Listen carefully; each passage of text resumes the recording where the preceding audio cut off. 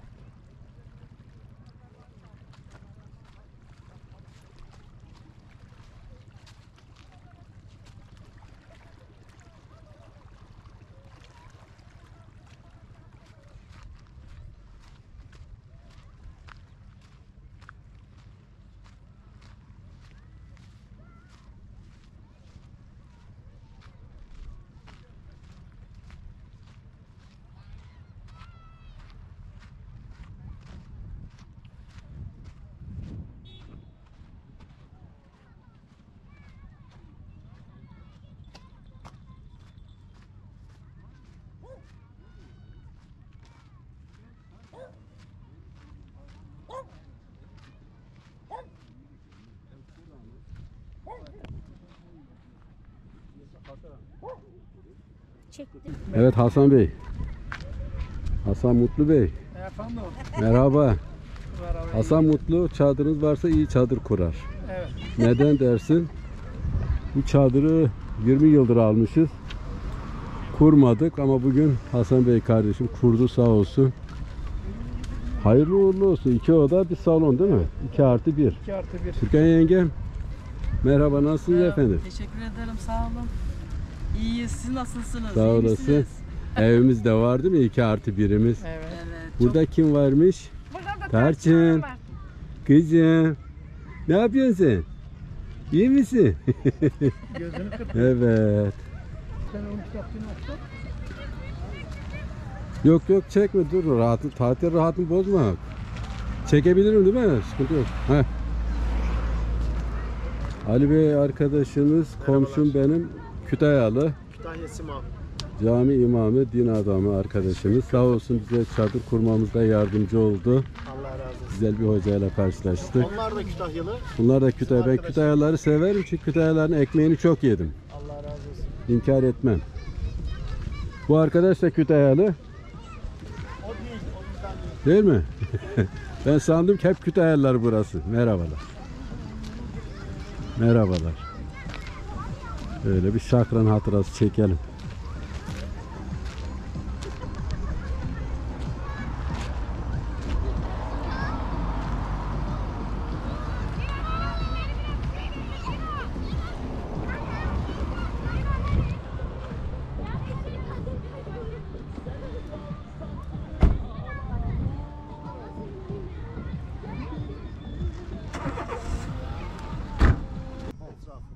Böyle gidip geldim.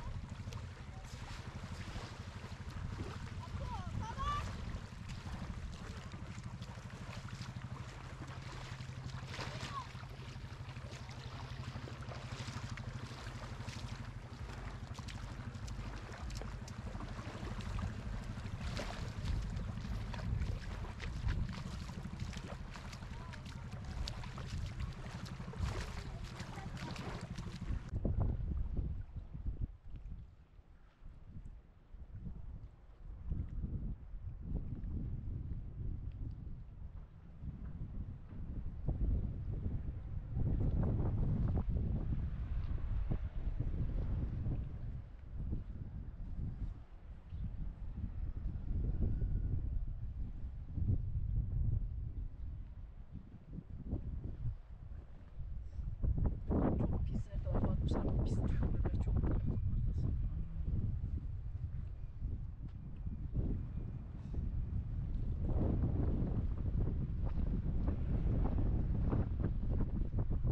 Aslında deniz şeyi çok ama bak mezarlarına var. Hep taşların üstüne var. Deniz ne diyorlar çocuklar? Şey, midye. Midye. Baksana. Ne midye var burada? Ay burada da giriliyor bak ne güzel. Ha, karşıda da giriliyor baksana.